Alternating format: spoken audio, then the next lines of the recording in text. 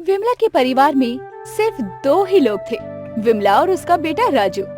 अब विमला को राजू की शादी की चिंता सताने लगी थी, तो फिर क्या राजू के हाथ वो पीले करवा भी देती है। राजू की शादी एक काली सी लड़की से होती है, जिसका नाम भी काली था और रंग भी, लेकिन उसका दिल बिल्कुल भी काला नहीं था।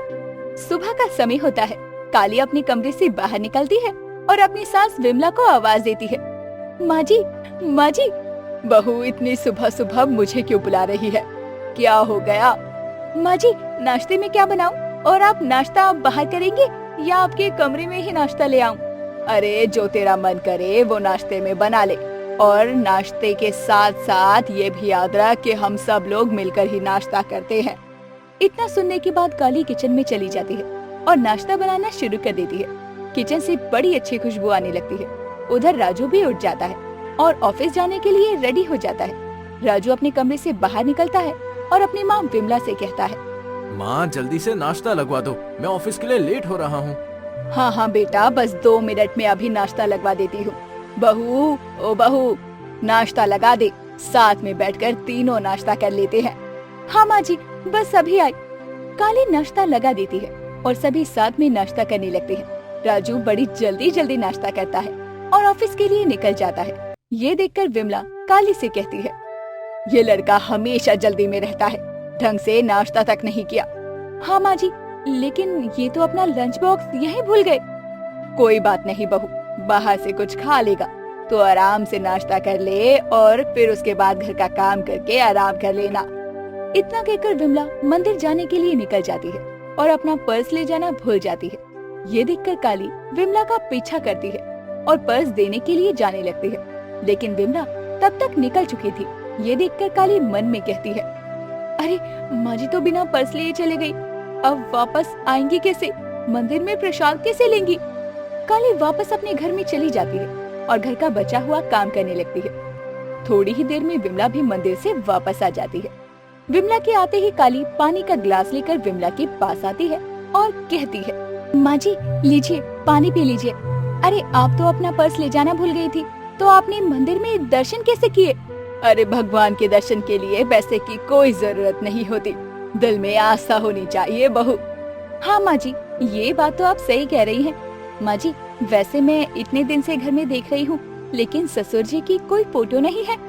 हाँ बहू, तेरे ससुर जी को फोटो लेने का शौक नहीं था, इसीलिए उनकी कोई भी फोटो घर में नहीं है।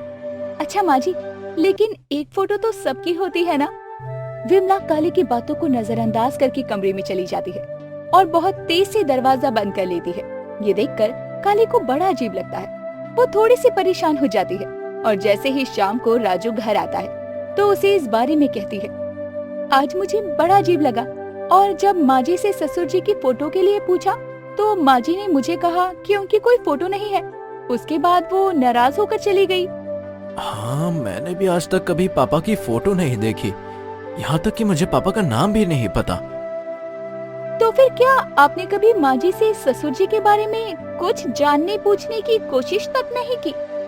मैं जब भी पिताजी के बारे में कुछ भी पूछता था तो माँ मुझे चुप कर दिया करती थी, और अब तो मैंने पूछना ही छोड़ दिया।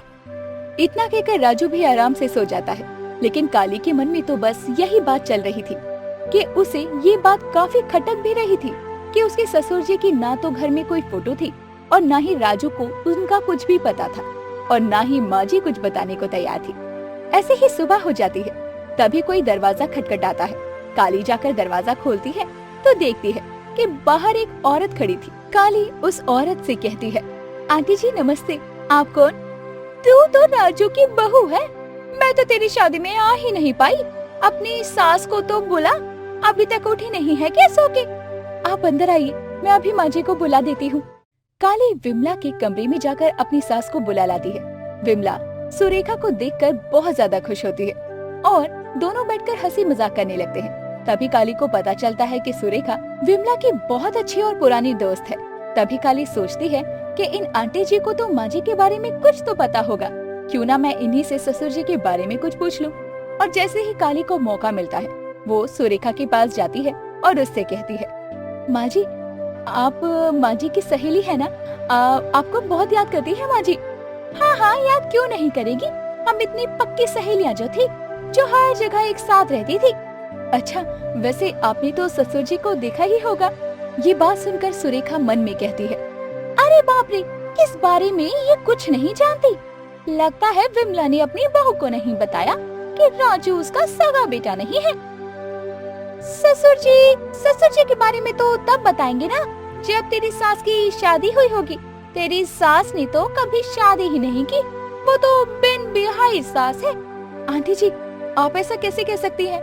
मैं हरगिज बर्दाश्त नहीं करूंगी कि आप मेरी सास के बारे में कुछ भी उल्टा सीधा बोले। अरे नहीं नहीं बहू, तुम तो मुझे गलत समझ रही हो। मैं बताती हूँ तुम्हें। ये बहुत पुरानी बात है। ब्रजेश, मैं और विमला एक साथ रहा करते थे। हम तीनों बहुत अच्छे दोस्त थे। ब्रजेश विमला को मन ही मन पसंद करता था और विमला भी मन ही मन ब्रजेश को बहुत पसंद करती थी। यही बात दोनों ने एक दूसरे को बता दी और दोनों ने एक दूसरे से वादा किया कि एक दूसरे से ही शादी करेंगे और अगर शादी ना हो सकी तो जीवन भर कुंवारे रहेंगे। लेकिन कहानी में तो ट्विस्ट तब आया जब ब्रजेश कुछ बड़ा करने के लिए शहर चला गया और विमला एक अनाथ बच्चे को गोद ले चुकी थी और बेसब्री से ब्रजेश के घर वापस आने का इंतजार कर रही थी। ये सोचकर कि जैसे ही ब्रजेश आएगा तो घर वालों से उसका हाथ मांग कर वो दोनों घर बसा लेंगे। लेकिन जैसे ही ब्रजेश गांव में आया और विमला के साथ राजू को देखा तो उसे गलतफहमी हो गई। उसको लगा कि विमला ने उसे धोखा दिया है। बस फिर क्या था, उसके बाद ब्रजेश कभी विमला से मिलने नहीं आया और विमला ने भी कभी किसी और की तरफ देखा तक नहीं। ये तो बहुत गलत हुआ। उन्हें एक बार मम्मी जी से बात करनी चाहिए थी। फिर अब क्या अभी तक ब्रजेश अंकल ने शादी नहीं की होगी? राम ही जाने। उस दिन के बाद ब्रजेश को ना तो विमला ने कभी देखा और ना ही किसी गांव वाले ने। विमला राजू के साथ शहर आकर रहने लगी, लेकिन ब्रजेश का कोई अता पता नहीं चला। मुझे तो लगता है हमें मिलकर ब्रजेश अंकल को ढूंढना चाहिए। अरे बहू, इतने बड़े शहर में कहाँ ढूंढ पाएगी? इतना आसान थोड़ी है।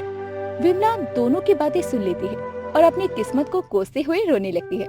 ये देखकर दोनों विमला के पास जाते हैं और उसे चुप करवाते हैं। तभी काली विमला से कहती है, माँ जी, आप किसी भी बात की चिंता मत कीजिए।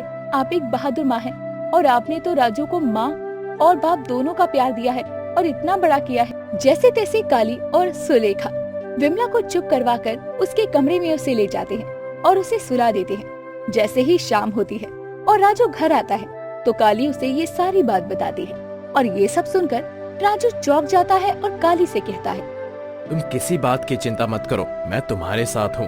हम दोनों मिलकर उन्हें ढूंढेंगे और माँ की उनसे शादी करवाएंगे। माँ ने मेरी वजह से इतने दुख झेले हैं, अब उन्हें सुख भी तो मैं ही दूंगा। सुबह होते ही काली और राजू पूरे घर में ब्रजेश की फोटो को ढूंढने लगते हैं और उन्हें विमला की अलमारी में एक पोटली मिलती है जिसमें बहुत पुराना सामान रखा था। उसी में ब्रजेश की फोटो भी मिल जाती है।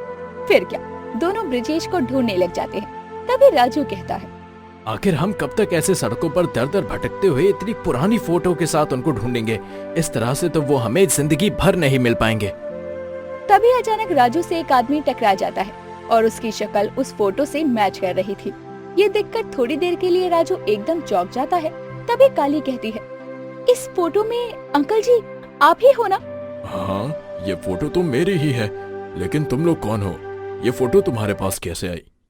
काली और राजू दोनों मिलकर सारी बात ब्रजेश को शुरू से अंत तक बताते हैं। सारी बातें सुनने के बाद ब्रजेश की आंखों में आंसू आ जाते हैं और वो कहता है, मैंने विमला को कितना गलत समझा, मुझे उससे माफी मांगनी होगी। राजू और काली ब्रजेश को विमला के पास ले जाते हैं और ब्रजेश विमला से माफी मांगता है। विमला भी उसे माफ कर देती है। तभी काली कहती है, अब हम दोनों आपकी शादी करवाएंगे। बहू, तू तो बिल्कुल ही पागल है। भला इस उम्र में कौन शादी करता है? माँ, इसमें शर्म जैसी क्या बात है? देखना, मैं और काली मिलकर आपकी धूमधाम से शादी करवाएंगे।